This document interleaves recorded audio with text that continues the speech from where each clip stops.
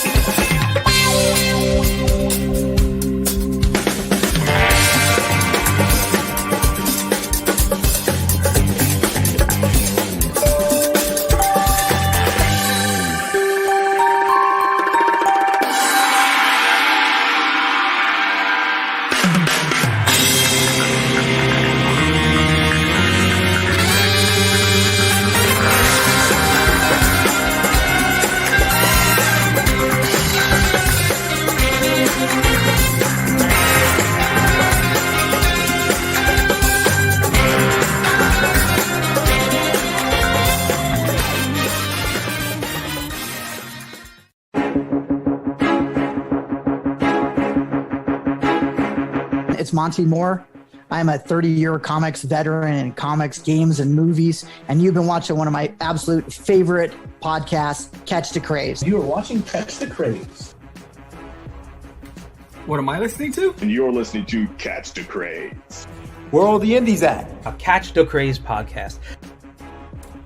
What are you watching? I'm watching Catch the Craze. What are you going to do? Subscribe now to Catch the Craze, the #1 show online for independent. Have you subscribed to? You are an independent. Catch the Craze! Making moves on your own. Catch the Craze! On your grind in the streets. Catch the Craze! Join the movement. Catch the Craze! All right. You know what? Next time I talk to my man George Medina, I need to tell him I need a spot in there too. I'm ready to say Catch the Craze. Exactly. You know, I feel left out. I need a spot in there. I've caught the craze. Yeah, right. We're crazy. Exactly. Hey, good morning, everybody, and welcome to Sketchy Saturday.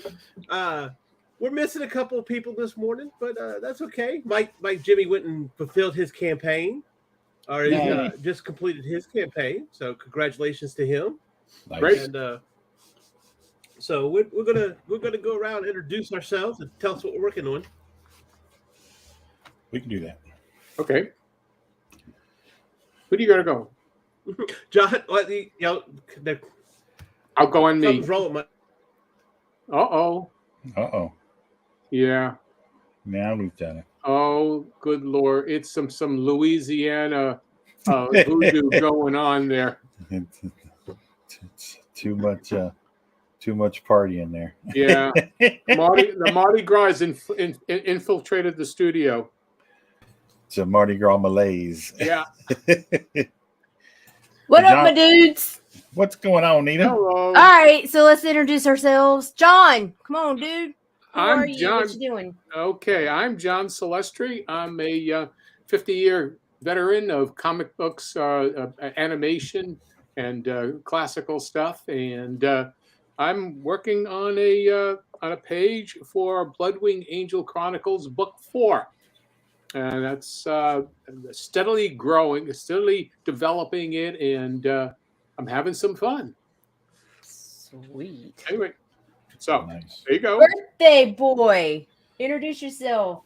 Hey, everybody. Hi, I'm Rodney Fyke. I am a longtime veteran of the indie comic scene, 30 plus years off and on. And I am working on some sketches for rewards for the Doghouse Kickstarter, which we funded last night. So yay! Mm-hmm. So yeah, that's what I'm working on. So I'll be doing some sketching and some inking and coloring some of the characters. Okay. And that's what we're going to be doing. That's what we're doing. That's what we're doing. So, John, we were talking about backstage. You and I were talking about the art of the lost art, it's seemingly, of the short story, the backup story for comics. Yep. So I was telling you, we started doing backup stories in the back of Pitter Patter, and for me they're really fun because you get an initial idea of just a little kind of a gag, and then you can, if you're skillful enough, you can tell that gag in 3 to 5 pages. And I was telling you that I've even got a 1-page story.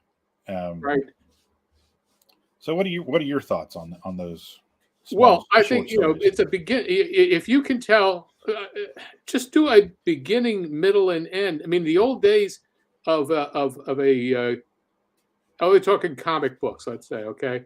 And you have a 6-page story, a 7-page story. It was really unusual to have a 12 to 16-page story in a book. Yeah. And that would be like the main book, and then you'd have a backup story for 24 pages. But comic books started off with multiple characters. They were all anthologies, basically. Like Action Comics #1 had, what was it, like 6 characters? 6 different stories, but it was 64 pages. So there was a lot, and not very much advertising in it, if at all, other than house ads. Right. So, yeah, but I think that telling stories, if you're going to say a prototype, let's say, if you of something that be more than just a gag, let's say, look at the Will Eisner book stories. They're all short stories. They're all one and done, and it had beginning, middle, end. Had great artwork. It had development of characters. It's a lot of fun to do, but again, that it takes a certain kind of talent to do that, and be willing to say, all right, I'm not going to milk the story for all it's worth. Yeah, because the temptation is there too. Let's get our 22-page book in and let's drag it out. There is the character Hellboy. He has these novellas that come out every once in a while, and it's just compilations of short stories. And my most favorite Hellboy story ever is called The Tale of Alphabet City. And it's 3 pages long, probably less than 1,000 words, or maybe probably right at 1,000 words. And it's just a story of him going into a bookstore in Alphabet City, in New York City, and finding an old tome in the back of this bookstore. And it's just so pleasant because it's they walk you they walk you down the street and they walk you into the bookstore and they set the mood and just it's Hellboy out on just a day, just gallivanting and just nothing. He's on his own time. He's doing his own thing, and he's looking. What we all do. Let's go check out the bookstore. Yeah. Well, and that's and there's fun in that. Yes. It's like a day in the life. Yeah. Just a slice of life, as you say, and it's not necessary to have life and death on everything, but once again, you have to be willing to spend time developing straight structures to do that. because you have to satisfy something, and that I think we've gotten to such a point with almost every bit of entertainment where it's let's drag this out for as long as we can. It's TV, video. There are almost never any resolution. Yeah, and let's do a sequel or a trilogy, and even if it doesn't need it. Yeah. Yeah. Yeah. I mean, there are long stories that need to be told, but they need to come to an end in that arc. Absolutely. And then but you also have something that will carry you on. The early, I would say, in terms of Silver Age stories, are the beginning, say 10 to 12 issues of the Fantastic Four. Okay. Look at those stories, and they all had continuing elements to it that would carry you to the next next issue, make you to want more, but they still, within the 24 pages, had a beginning, middle, and end. Right. And they mastered the art of the cliffhanger. Yeah. Yeah. Which in and of itself is a whole different art form. Yeah. A cliffhanger, not that it's so much you're going to say, I'm never going to end this this story. It's more of what has been resolved, but how does that resolution create a new problem? Right. Yeah, it takes them from one adventure right into another. Yeah, that's basically what it is. I mean, that's what got me, and it was so different from the Superman stories of that time period, or the the Batman stories. But those stories by themselves were all pieces. You look at some of the early, the Detective Comics adventures of Batman. They were all crime stories. Yep. And there was usually a resolution. So let me ask. He was fighting werewolves and everything too. So some of those early Batmans really got out there. Oh yeah. In terms of fit. Yeah. Oh yeah. I'm sorry, Rodney. I didn't mean to cut you off. No, I was going to ask something. What was it? Do you think what one of the things back when Batman first came out, the noir was a big thing. Do you think that helped Batman in propelling, because it was a superhero kind of being told sometimes in noir fashion? No, I think those stories, they were breaking ground, but they were taking stuff that was like Batman is of the early Batman was more like very much like the Shadow or the Spider in the pulp stories. Right. Think of that as that was the prototype. In fact, there actually was a character called Batman or the Bat in the pulps, very similar to that, to Bob Kane's. But comic books were the thing. I mean, that was such a big breakthrough with Superman and such. That was really what drove that. The market, but then also the war. The average sailor fighting was maybe about 19-year-old. Yeah. And comic books was a release for them. They were sent. That was the big thing for if they could have a comic book, that would sort of take the tension off for them. So let me ask you this: the character, the Bat. Yeah. There was a special, a Batman special in 1980 that Michael Golden did. That was Batman versus the Bat. Was that the same character? I don't know. That? No, there was a bat, a creature you're talking about, right? No. This was a man.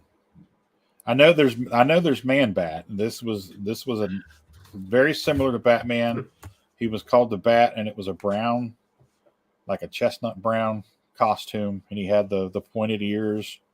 It was very similar to Batman.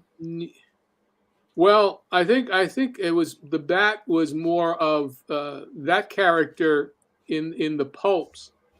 There were. I don't know. I'd have to take a look see because again I didn't get too much into comic books in the 80s. I was running around drawing Dragon's Lair and Space Ace and right. Like you were working. I'm working. Yeah, I'm working over here. That's I'm making stuff for you guys to watch and read and buy. There you go. Yeah, there was okay. So apparently, there's marketing on the Bat as the inspiration for Batman by the creator of Zorro. Yeah, interesting. Yeah, there was actually the thing with Zorro. I think the inspiration was more for Zorro came for the Lone Ranger. There was an element of that because they're very close in time. I mean that the Zorro was a big to do. So who came first, Zorro or Lone Ranger? Oh, Zorro. Zorro is like 1918. It was the Curse of Monte Cristo. Monte Cristo. The Curse of Capistrano. Anyway, it was an original. It was a story. It was in the pulps, and then it became a series. But the Lone Ranger is a wholly created property for radio. Oh, okay. That's by 1932 or so. Well, the Bat or the Black Bat, as they were calling it, is came from the Black Book Detective. Yeah, and back in 1939, and wore a similar costume to Batman. And there was a Batman versus the Black Bat. Yeah. Well, I'm not. I don't. Okay. I don't know the story. I mean, that's not where I was. So I'll say you tell me what your memory. Well, no, and I think it's kind of recent, huh, Rodney? Yeah, it was like a summer special. It was like a 64-page summer special. It was 1980. It was either 80 or 84. I don't see that one. I see something that they did. They came back and revisited it recently, and did another issue. Let me see if I can. But yeah, so with the whole story with Batman was he kind of had the the blonde hair and the mask and everything, and said that wasn't going to really work out well. It was it Bill Finger who made suggestions? Yeah, it was Bill Finger who really is the co-creator with most of the stuff. Batman has with his rogue his weird villains. That's out of Dick Tracy. Oh yeah. He was Tracy was doing that, in the before Bob Finger came, signed a contract to have his name as the creator of Batman. Yeah, I think it really comes in.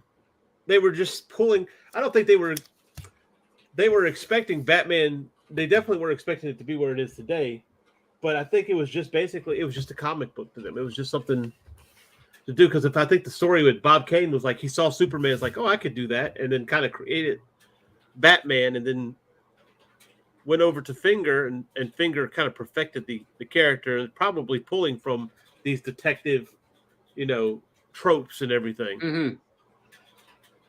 Well, you had the Shadow, you had the Spider, right there are those are masked, caped characters,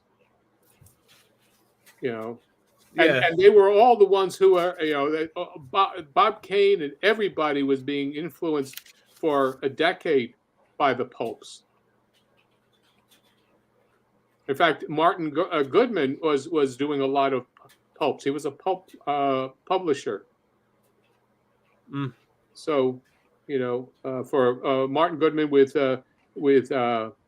Atlas Comics and Marvel Comics and things of that sort. Right. Yeah. Before Marvel. Well, that was Marvel. Right.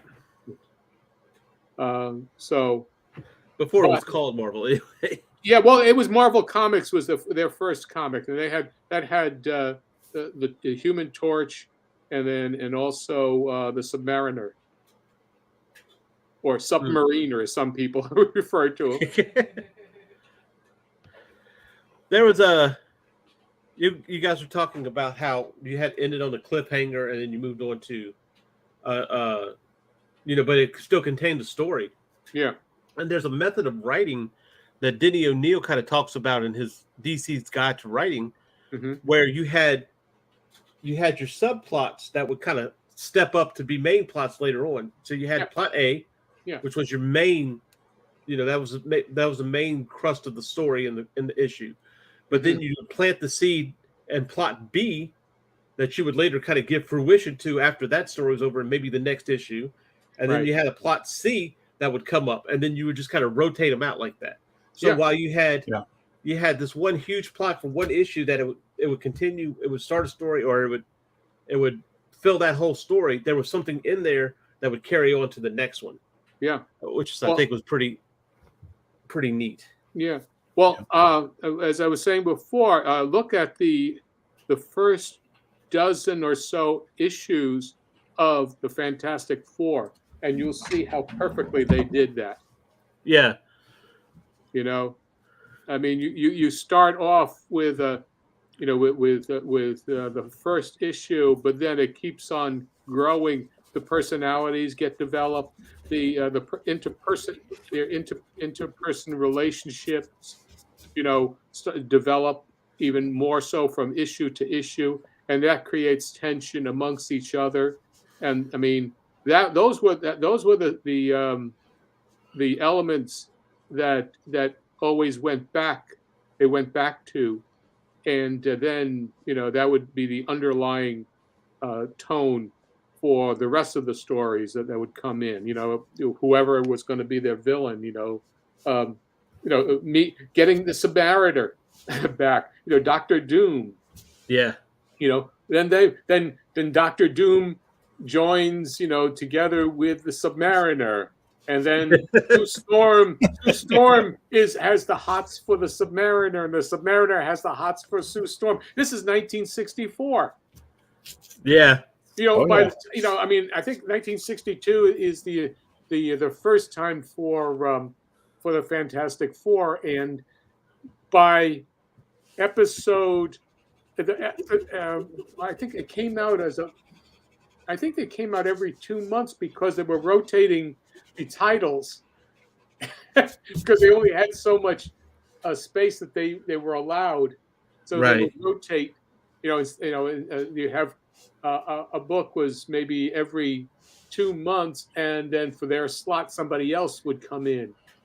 Because again, you'd have your westerns, and then because you had Kid Colt, you had the Rawhide Kid.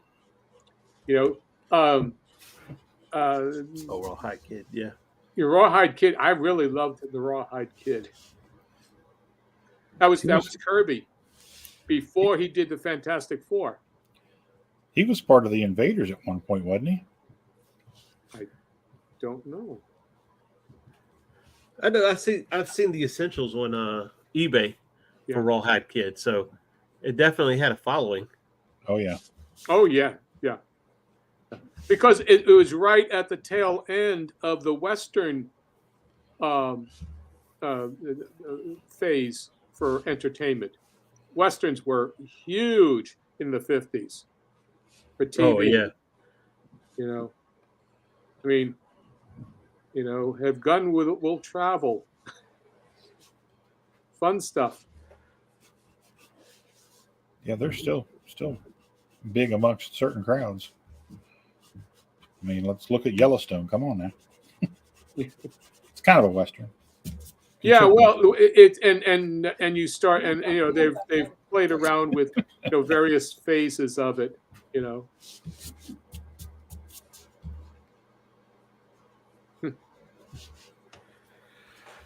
Okay. Yeah, that's when you saw comics as a medium instead of a genre, I guess. Yeah, comics is not a medium. I mean, it is not a genre. Westerns are a genre. Yeah. Sci-fi is a genre. Right. Okay. I don't think I don't need to. I won't put the smoke in on the cigar because that makes this a not safe for. Is that the don't inhale? You're okay. Yeah, I think what I'll just do. I'll just say he's just holding it. Fair enough. Oh, thanks, Cameron. Thanks, Chad. Appreciate it. Yes, it is my birthday. That was them wishing him a happy birthday, by the way. Yes. Yes. Yeah, it's on the chat. Oh, okay. I just don't feel like I'm 29. Wow. Again. I just don't see that face. Oh.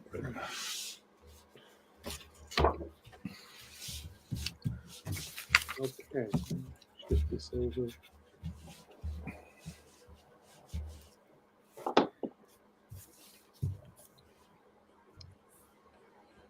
So I have a question. I know, Rodney, this has happened to you. Okay. Somebody commissions you for, like, say, a sketch. Yeah. Right. And then they take that sketch and they turn it into a comic cover or something else like that. Now you charge a little bit more money for a comic cover than you do a sketch. Right. I'm assuming, right? Yeah. So if somebody buys a piece of artwork from you,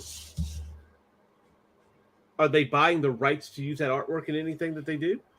No. No, absolutely not. Why do you ask? No. Well, let's get into that for a second because people would disagree that would be the case. That if they bought the artwork, that they have the rights to use that image in anything that they want to use it for.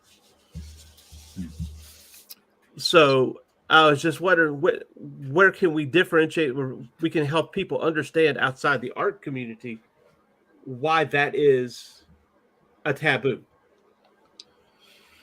Well, it goes to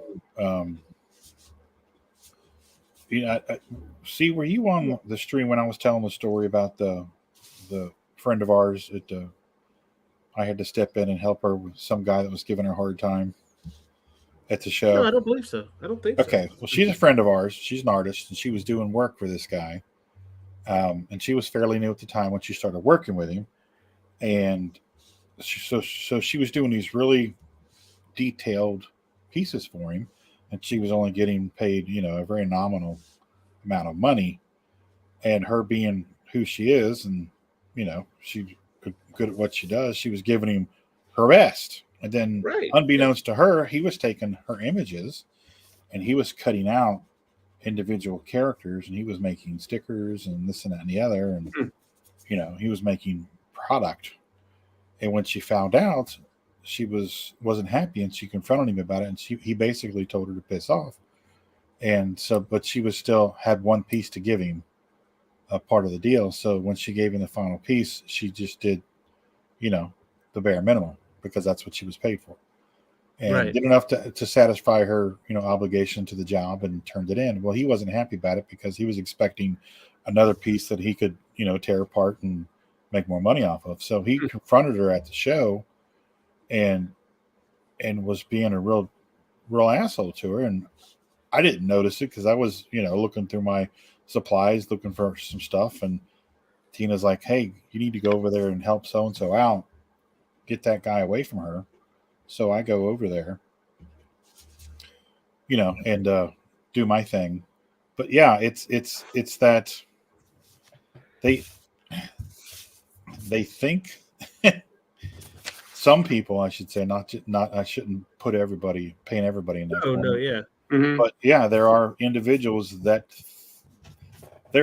just a subgenre of leech out there that think that they that they own you, or they own a certain.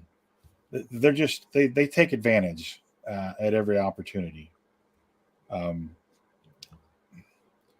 There's different ways to look at it from my perspective, because we've caught people, buying stuff from us and taking it to their booth and selling it for a higher price. And it's like, well, okay, so now my stuff is hanging in two different areas of the show. It's Right. Yeah. Right. how much of you decide how much of an issue it is. And there are different ways to look at it, but yeah, that definitely, no, they don't own the rights to reproduce it. But that doesn't mean that they're not going to do it. Right. No, absolutely. Absolutely. And say, I know this is happening. I think we look at not long ago, Marvel did this thing where they had somebody design a Spider-Man character. Yeah. And then they took that character design drawing and they made it a cover. And it's unfair because when you ask somebody to do something, especially when you do something with character design, you're trying to get the look of the character. You're not trying to make it a fabulous piece of art. You know what I'm saying? For one. And two, you put a different energy into doing something when you know it's a cover, or Yeah. There's different ways to catch the eye with the cover versus different thought processes. Mm-hmm. Yeah. So you said this was it a contest? No, she got paid like $100 to do the character design for a variant Spider-Man character, like a Spider-Man costume. I can't remember which one it was. It was fairly recent though, maybe a couple months ago. Maybe the end of last year. I don't know. But they took that character design that she did, which was just a plain somebody standing there and a profile, right? And made it a cover. What kind of contract is there? I mean, if it's plainly stated that they have the rights to it, yeah. I mean, there's a lot that we don't know about what the actual contract says. That was my next question. Yeah, that's good. That's point two. Yeah. Because even if that contract does say that you could take that and do that with on their part, that's still a little chintzy though, right? Well, but that's big business. They know right. They know that the kids are going to jump at an opportunity to do something for Marvel. And they know that, and they take advantage of that. Right. Every corporation does, whether it's comics or baked beans. They it's the shiny brass ring that we're all chasing, and they know that, and they get these kids that are, they're young and full of piss and vinegar, and their creative juices are firing, and they're fresh, and their stuff is new, and let's how can we get in on some of that, and by the way, whatever they do is ours. Mm-hmm. That's one way to do it. Well, and that's what happened. That's the classic case of the creators of Superman. Yeah. You know. Yeah, I mean that's it's one of the reasons why Image was formed. They got tired of all the characters that they were creating for Marvel being owned by Marvel. And I understand that because I have, several hundred characters of my own. Right. Well, I think, and that's why you're kind of dealing with what you're dealing with now, as everybody's complaining about the characters being variants of. I think they have like different variants of Nightcrawler now, right? Like Wolverine Nightcrawler and Mystique Nightcrawler, which I could see how that makes sense, but okay, just stuff like that, and stuff like, oh, they're not original anymore. No, none of these creators want to do original stuff. But if you're getting paid the bare minimum now. Marvel's not paying what they used to. Not bashing them. I'm just saying. And you know that you're not going to have ownership of this character. Would you put your very best into it?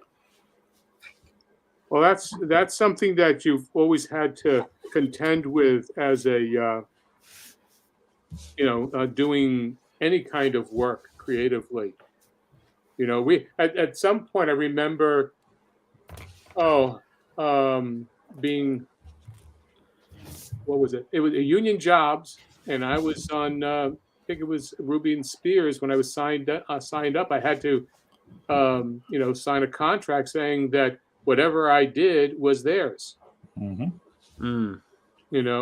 I mean, that's all they're saying. Okay, yes, as part of this employment, that's it. You cash this check, and everything that you do, regardless of where you are, it's theirs.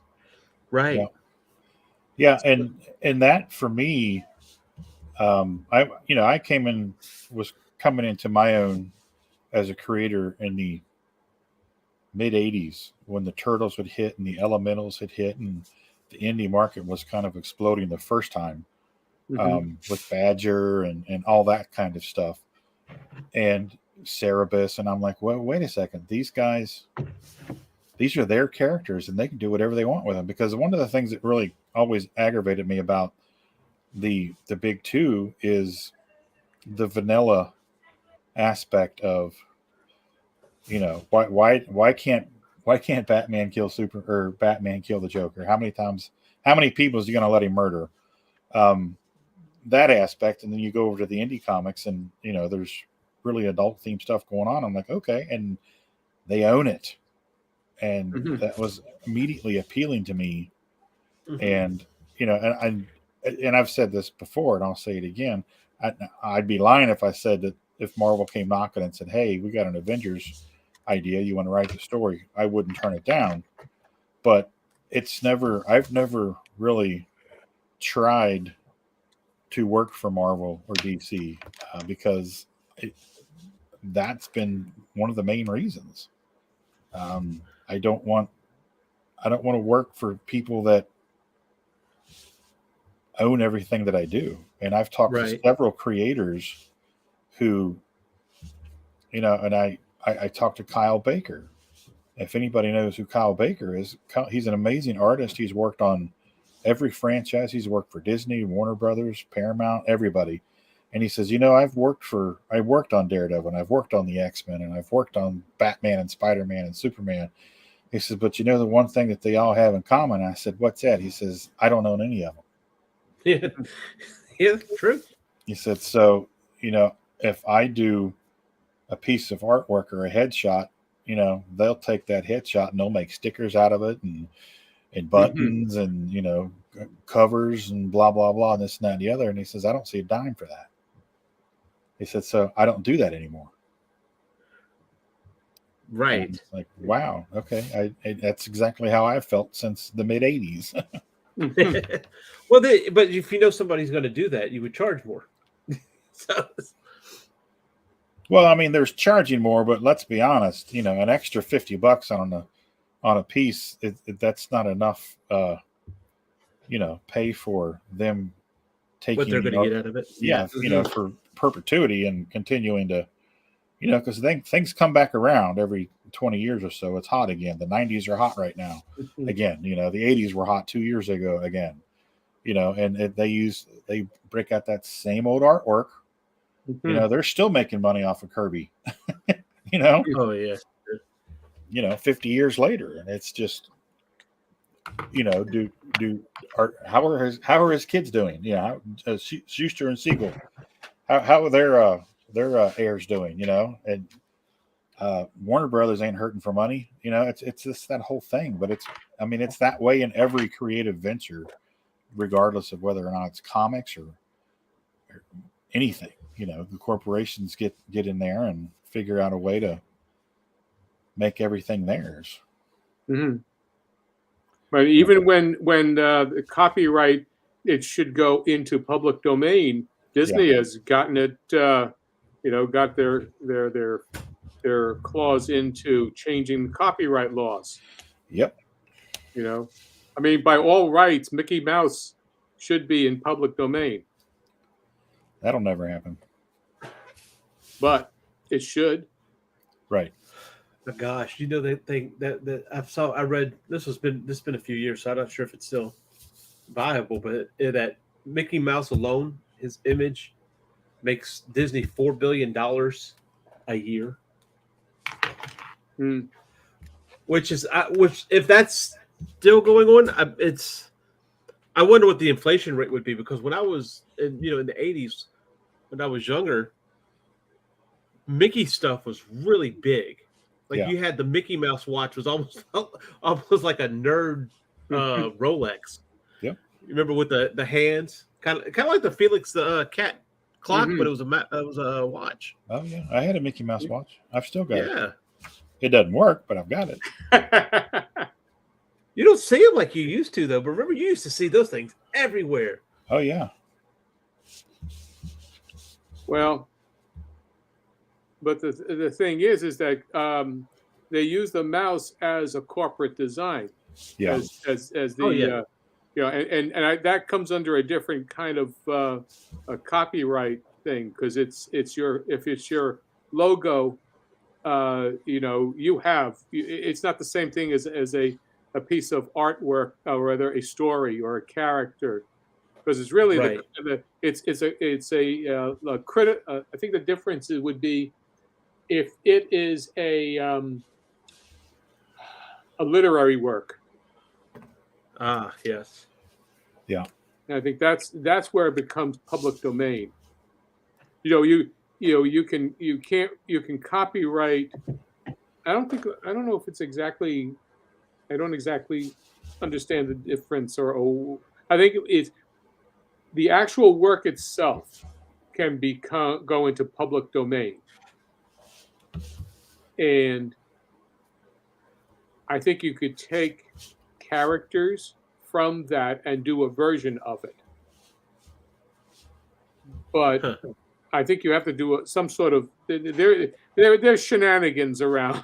Yeah, loopholes and everything else, right? Yeah. Well, take Sherlock Holmes, for instance. Yeah. Sherlock Holmes is he's in the public domain, but not all of Sherlock Holmes is in the public domain. Right. It's weird because there's a section after post-war Sherlock Holmes. I guess it was the Great War. Post-war Sherlock Holmes is actually under copyright, I think. So you can't have that Sherlock Holmes, but you can have How Did the Baskervilles? Yeah. And what is it? Well, the Scarlet, the Sign of the Four, Study in the Scarlet. Those are the thank you. ones. That's like 1880s or something. Right. I'm sitting here like the letter in Scarlet, right? Trying to remember how that was. Trying to remember that name of that short story book. I knew that wasn't right.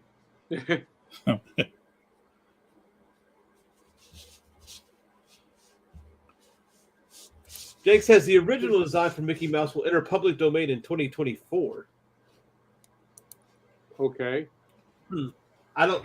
We'll see about that, right? I mean, I was going to say we'll see. Isn't Winnie the Pooh in public domain? Yes, Not the but not with the Disney red version. shirt. I'm Yeah. just talking the original version. Yeah, and Piglet, and I think Tigger makes it either next year or 2025. That's going to be. It's already been interesting with Winnie the Pooh. Yeah. So, that means Superman should be making it into public domain pretty soon too, huh? It's not 100 years. It'll be 1938. Okay. I mean, it used to be, like 75 years. Right. But originally it was only like 25 years, and then it was for the creator, and then it was like you can extend it for another 25 years, and then it became a thing of it could be 75 years and change. I mean, the laws of change have been played around with so much. Well, when so many people have made so much money off of it and they've become a big corporation, all they have to do is throw some more money around, right? Oh, yeah. Yep. Let's see. Jake says every Disney iteration is an original to their own creation, but the exception, I think, was Pinocchio.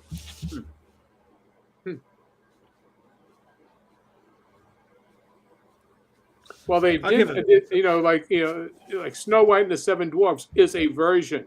They created. That's a different thing from being what's the word? They didn't take. Yeah, just kind of the Collodi's, Pinocchio. They didn't take the original. They took the original and they were influenced by the stories. Right. Yeah, because Pinocchio's nowhere near like the character from what I understand. In the book. Yeah. No, it's totally different. Totally different character. The same way with the Seven Dwarfs. The Seven Dwarfs were never, they were little men, but it's Disney's. It was Disney's thing about having Dopey and Grumpy and being able to differentiate one from the other. That's a completely different thing than from taking Sherlock Holmes and Dr. Watson, and making a film or a story with those characters. Yeah.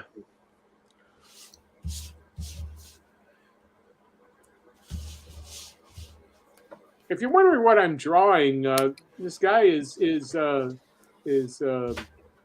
poking his fingers into his 1717 Club 1717 special. It's kind of like a martini, and there are 2 eyeballs in there. Huh. I think that wasn't a normal thing, though, right? No, well, no, that's a special. That's one of the special. I remember, I'm drawing, kind of semi-mature material, but I figured as long as I don't have a cigar smoking, I'm safe for Saturday morning. I don't know how YouTube feels about the smoking thing. Maybe we could tell them it's like a cigar-shaped vape. Maybe it's just it's a chocolate cigar. Yeah, there you go. Exactly. Somebody just had a baby. Yeah, it's a chocolate cigar. I mean, I'm working on as you can see, he fishes it out and then pops it in his mouth like an olive. Nice. Is it salty like an olive? If it's a sailor's eyeball, yeah. A little briny. It's natural salt. There you go. I like it.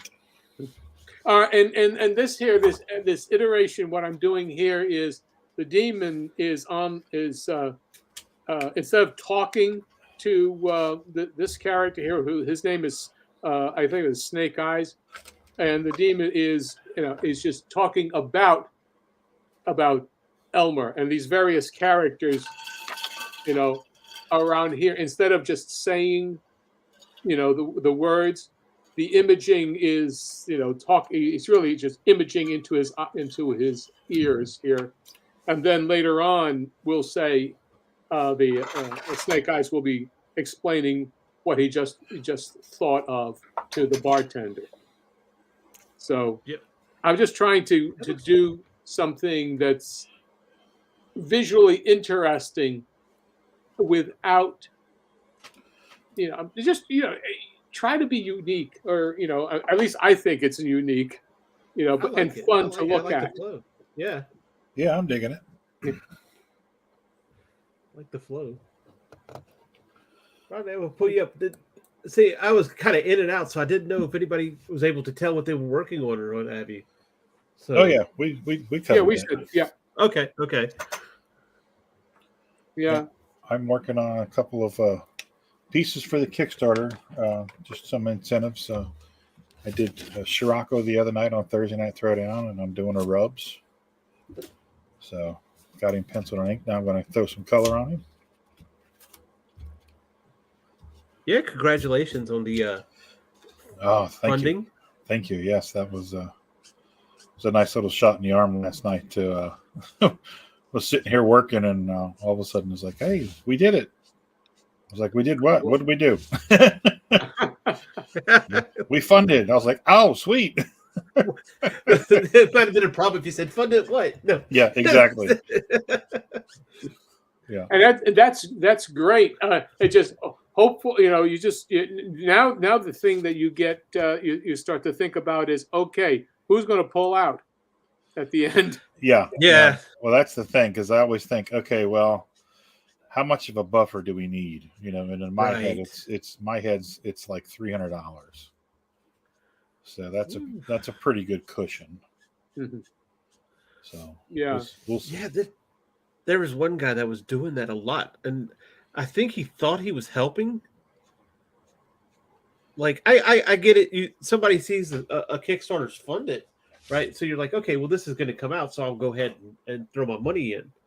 Which for Kickstarter, that doesn't really matter, regardless, because you only have to pay until when the campaign's over. Right. But that's how people feel. I get that. So I guess he thought he was helping by just kind of making these big pledges and then pulling out at the last minute. But man, it does not help as much. It does not help at all, really. No.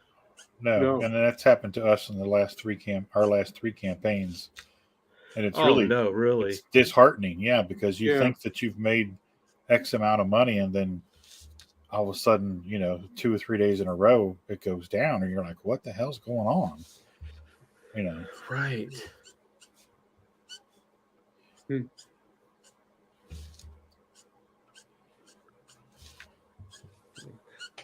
And of course, we're talking about Doghouse. I don't Yes. know. Did we say?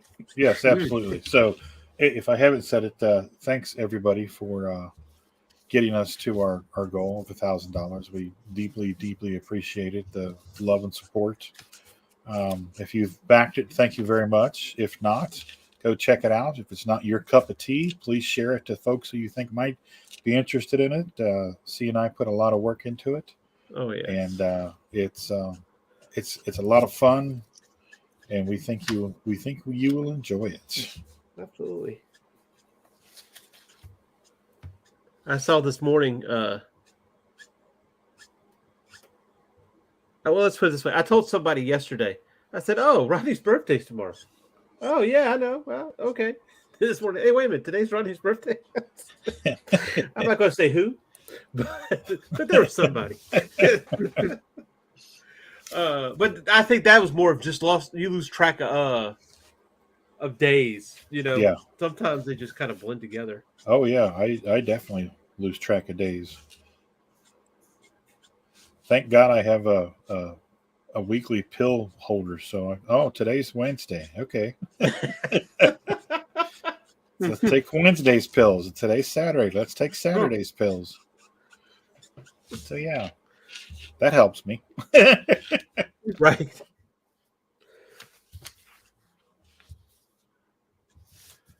But if anybody's interested, I'm working on the Thursday night, I was on Rodney's show, Thursday Night Throwdown.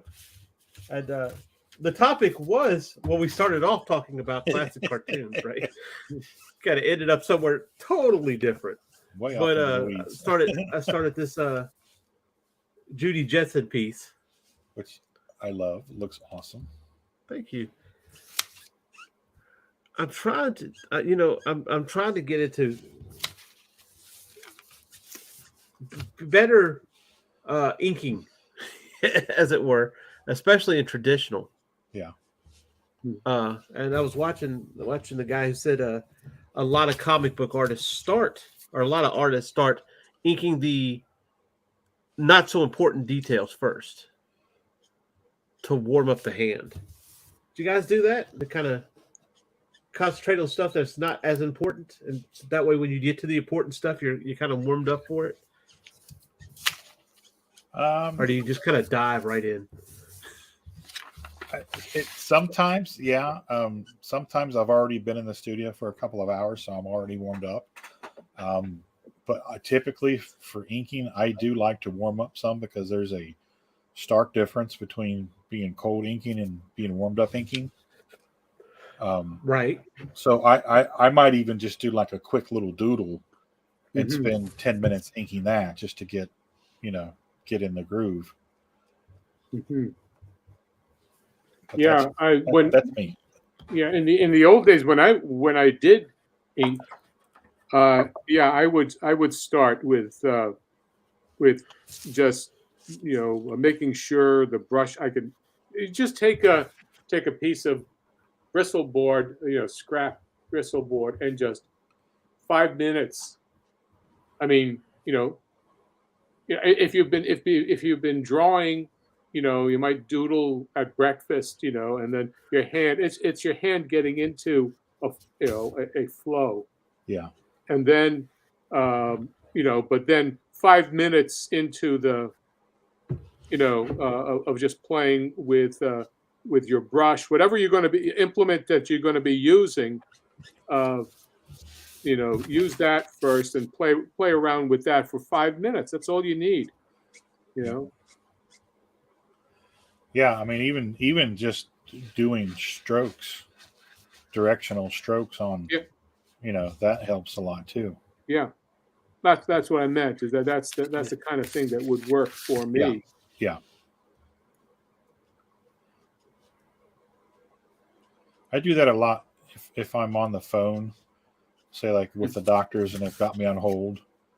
I'll grab a piece of paper and I'll just do like circles, and I'll do let's see here. I'll do the old try to do the teardrop. Yeah. Directional. That's a bicep or whatever, and try to make sure I get good feathers and get some good chisels in there, and give it a form. And I'll just do that the whole time. Form, that's a completely different thing. Just you're just getting your hand to be able to do straights against bends. Yeah. And then also depending upon what you're doing, like my inking was not with with modern brush Sharpies or anything of that sort. I was using a brush, like a red sable. Right. And really, depending upon what number you were working with, you try and go into a thick and thin with the brush. Yeah. Or if you're using a actual pen, depending upon the flexibility of the pen nib, then you try and go and for a thick and thin on that. And then after 5 minutes of warming up with your instrument, with your tool, but then you go and start the least important piece, on the page. Right. So I kind of started with that radio up there this morning, like trying to get it. Yeah, like the radio or the microphone, or maybe the shoes, or Yeah. Oh, Glenn's chiming in on this. He says, "For what it's worth, I ink all the faces on the page. I'll hatch his face first, then hands, then arms, then rocks and backgrounds, etc. That way, all the panels are finished at the same time, and the face, etc., are consistent." Yeah. I got you. I don't ink a face, then a few rocks, then a hill because those things are different. Yeah, I guess that makes sense. You kind of in the groove. Yeah, absolutely. On textures and the way that it has to look. Yeah. No, that's good because if you're using a crow quill to get that rockier texture or that wood texture, you might use a brush for the female face so it's softer and yeah. And by the way, I'm using pins now, but I'm going to end up getting I'm using technical pins now, which right. The thing that bothers me about the technical pins is it doesn't have that taper. It stops. Yeah. So I know if I really want the taper that I'm looking for, I have to learn brushes, and that scares the hell out of me. Well, I have never been good with brushes. What kind of brushes are you using? I haven't gotten any yet. I was looking at is it Sable? Yeah, red Sable. Yeah, I was looking at those. Those were suggested. Well, it really depends on what make. Oh, really? Red Sable is that's the nicest pen or finest hair. But the thing about it is that I've seen I've ordered red Sable. This is years ago, and they were still not as good a quality as what stuff I had from like years ago. So I really don't know what the standards are anymore. But you still have to sort of, I'm sure there are groups somewhere on the internet that will lead you. Yeah. That's always taking a chance, though, isn't it? Well, listen, it's like, for example, sometimes I follow this the typewriter group. I mean, I've got a Royal typewriter, Quiet Deluxe from 1947. Sometimes there are a typewriter aficionados that meet like once a week on a Sunday morning, and there are like 12 of them on YouTube. Huh. And you can ask all kinds of questions. They'll answer. But I'm sure there's somebody out there. There's some group that'll answer whatever question you have. Right. It's just trying to find the right ones, right? Yeah. Honestly, see, you can go to any Michaels, and they should have some Sables. Or if you have a local art store, they'll have them, and just buy a couple. Yeah. And I would recommend a 1 and a 2, and just play with them. Because I was using, when I was working on G.I. Joe, I was using a brush, and once you get it, it's you're like, oh man, like you won the lottery, because inking with a brush is so much more liberating, I guess. I don't know if that's the right word, but just the versatility and everything that you get with a brush, and you'll never find a technical pen thin enough to get the thin line that you can get with a brush. Yeah. And it's just it looks better. It's more organic. Yeah, that's what I'm looking for. Just and digital just doesn't. I could put the digital, and I've seen people do fantastic with digital, but I think the ones that I see that do so great with digital have experience with traditional first. Yeah. And I don't know if do you know who Sal Reglia is? The name does sound familiar, but he's for one, he inked. He's been Brett Booth's inker for ages. Okay. He's a phenomenal inker. And Sean kind of plugged me into him. I was aware of him, but I never realized how much he's really blossomed into a phenomenal inker. And he inks digitally now. And he's got all kind of videos up on Instagram and everything. And I'll sit for 20 minutes and just watch him ink. Of course, Jonathan Clapian, same thing. But Sal's doing a lot of things with textures and stuff like that that's just really blows my mind. And he's doing it all digital now. So it's Regla, Sal Regla. Regla. Let me write that down. Regla. Yeah, I'm going to check it out. Because I think, as a penciler, you kind of start looking at other, artists and everything to get ideas and to kind of, I like that line. I like the way that they did that and kind of incorporate that in. Yeah. To your own thing. And I guess you would do the same thing with inkers, really. Oh, yeah. Right? Yeah, and some guys just have, just a flair for it. And that's Sal. Sal's got a flair for it. Scott Williams, Sandra Hope, Jonathan Clapian. There's just some inkers out there that they're just masters with the craft. And there are others out there that are, they do the job. They're serviceable. They're, completely competent, but they're not putting the flair in it that those guys I just mentioned are. Sandra Hope does this background cross-hatching over people. Yep. Like, so they'll do the cross-hatch, they'll darken it in and do the cross-hatching fade in the background, right? Yep. But the way she does it, and it has to be with a brush, because I can't see, technical pen does not get it at all. You're wrong. She uses a repeatograph pen.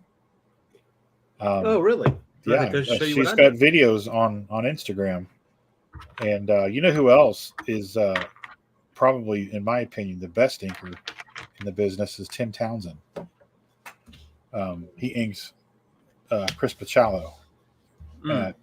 Richard Friend is another phenomenal inker. Oh, yeah. Yeah, I do know Richard. I mean, just absolutely mind-boggling. He does a lot with David Finch's.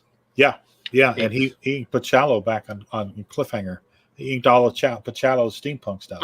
Oh yeah, steampunk. Yeah, he actually has where he shows off the black and whites of that book. Yes. Yeah.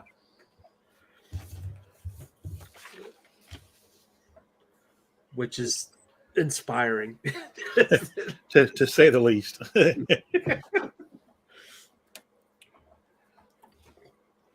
Some say inspiring, some say sickening. Yeah, well,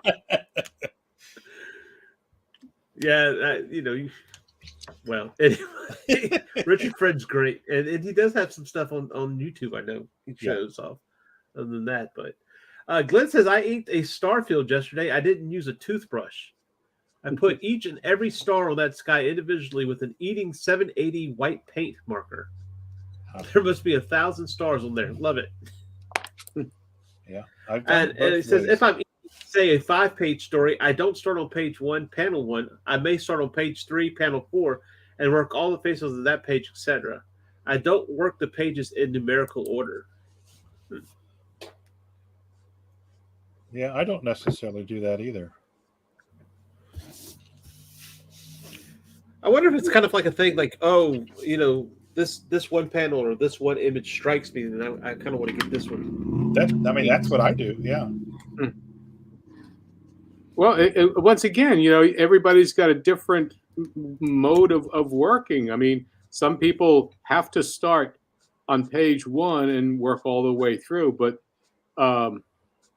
no, just it's a process. As long as you have the panels in the right in the correct order, and the reader doesn't get confused, and then you have the pages in the right order, that's fine. That's the final product. Yep. Well, I wonder, and Glenn, you can answer this if you're listening. I wonder though, do you do that with pencils? Because I can see that can get confusing. Now I have done where I've skipped and did another page and came back to and filled in the hole. Oh yeah. But I wonder if he does that with pages, where you go and you do page 4 and then you come back and do page 2, because I can imagine that can get kind of confusing. Like you kind of forget which page you're on, or have you? No, that's why you number them. That's why you number. That's true. No, I'll do that. I'll hop to a scene that I'm really chomping at the bit to ink or to pencil because and there are other scenes that I'm avoiding because it's going to be a challenge. I've done that. I still do that. Yeah. Oh, well, that makes sense. Yeah. There's stuff I've dreaded. Even in Doghouse, there was stuff I dreaded. So it happens. I think Eric Larson made the statement that every time he starts a comic, it's and Eric Larson is, I know you guys know about him for that, Savage Dragon, and he did Spider-Man and Incredible Hulk, didn't he? Yeah. Yes. Yeah. Well, old time Marvelers, but he always says, and it was interesting to say that because he said this maybe last year that every time he starts a new book, it always seems impossible. So it's like, well, if you're saying it after 30 plus years of experience, it makes you feel a little bit better. Yeah, he took over Spider-Man when McFarlane. He took over Amazing Spider-Man when McFarlane went to do the new Spider-Man title. Oh, okay. Yeah. Glenn says, sometimes I'll skip a couple of pages because I'm roughed in a drawing I'm eager to draw, but usually I'll work through one to whatever. And I do thumbnails first for pacing. And if I'm not mistaken, I think he just launched Hatched on Indiegogo. So if anybody's interested to see that, how that plays out.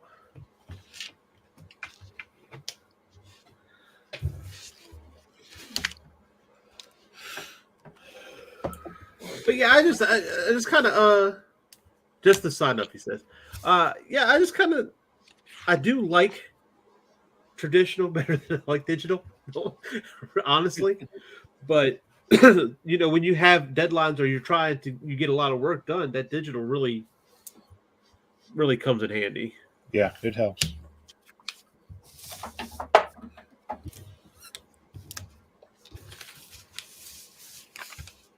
Especially when you're not fast enough to do it on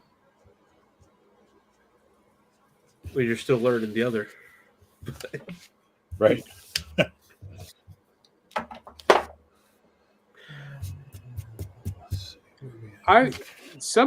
way I work out, even the thumbnailing stuff, the way that Glenn does, I find that the thumbnailing is just a basic element, and then once I get into actually doing the page, I kind of need to go in the proper order because I'm rewriting as I'm doing the page.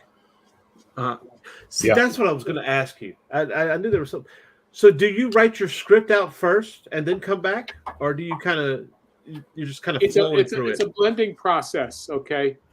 I will create. I've got all my beats. That I know. Right. Okay. I've got my story beats, and what I do is then I take those story beats and I put them into. I just take that.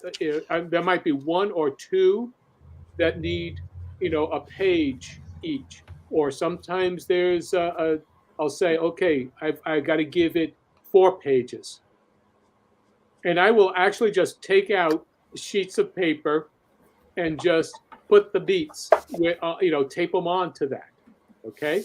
So that I know how long the book is going to be or that section is going to be.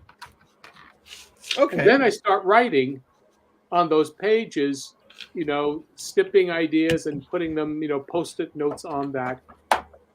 And once I get the point of I know where all that is, I'll thumbnail, put that page.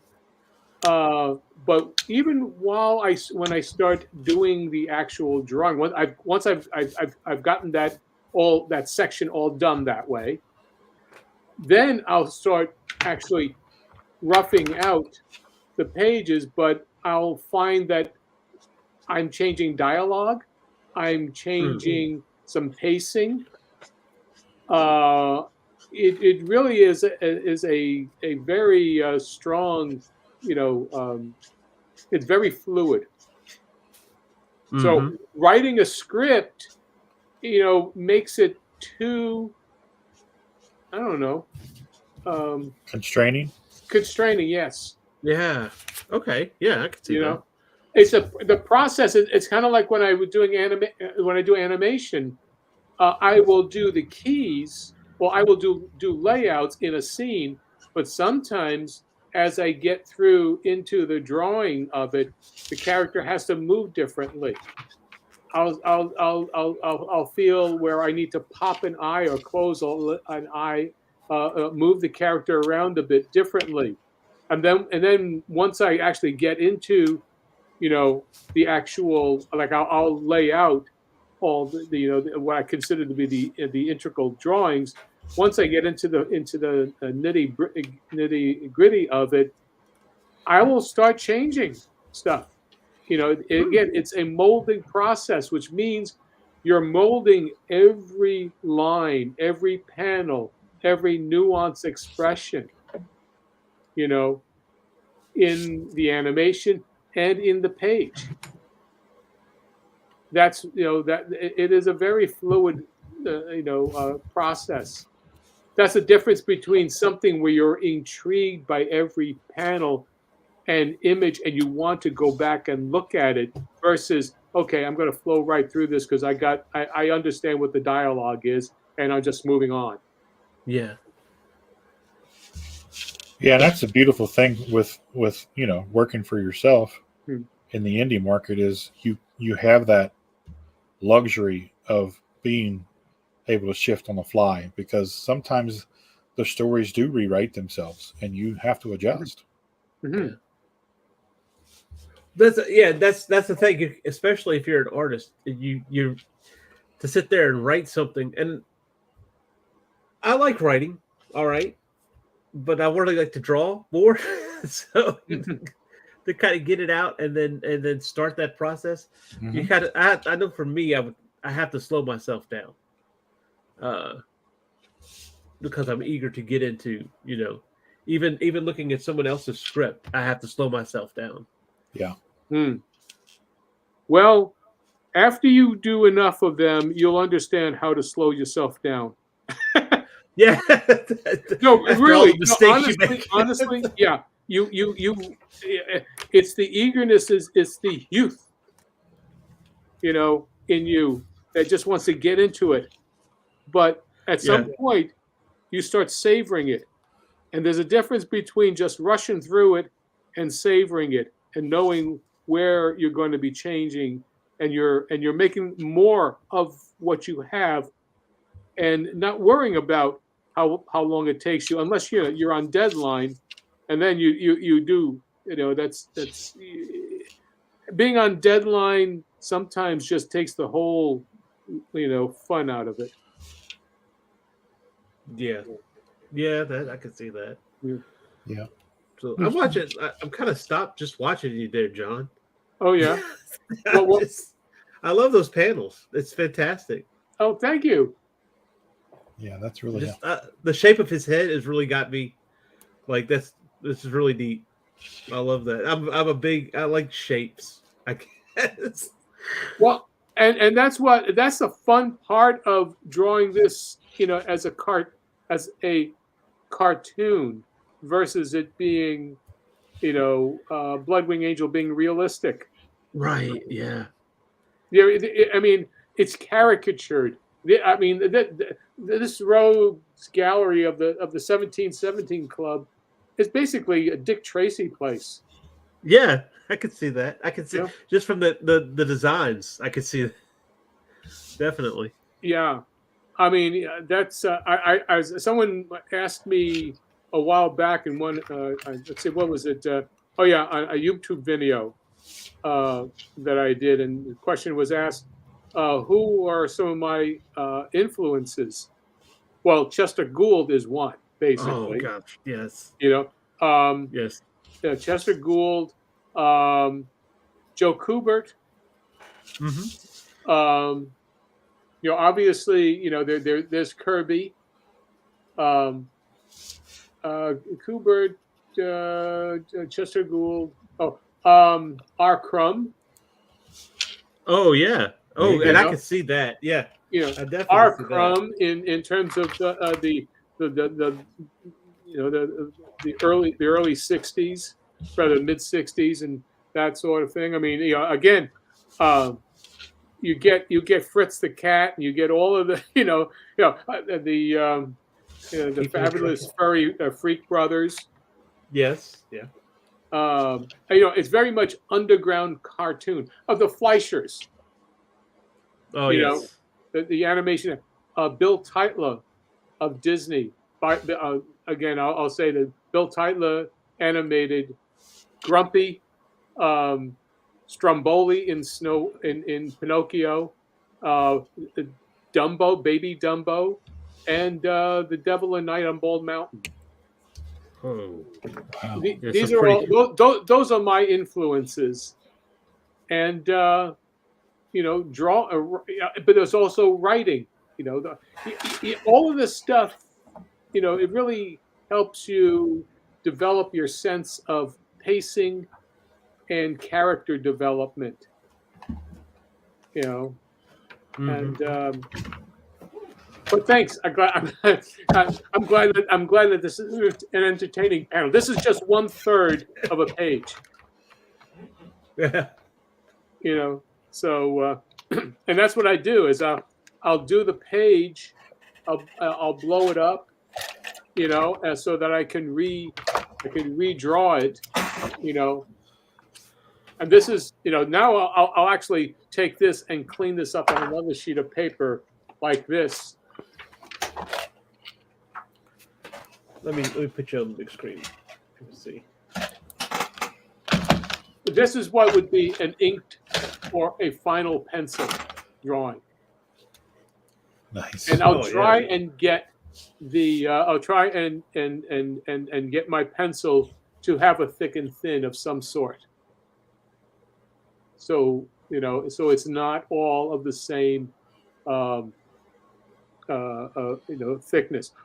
Obviously Maurice Sendak in The Night Kitchen, that book. Check that out. It's a homage to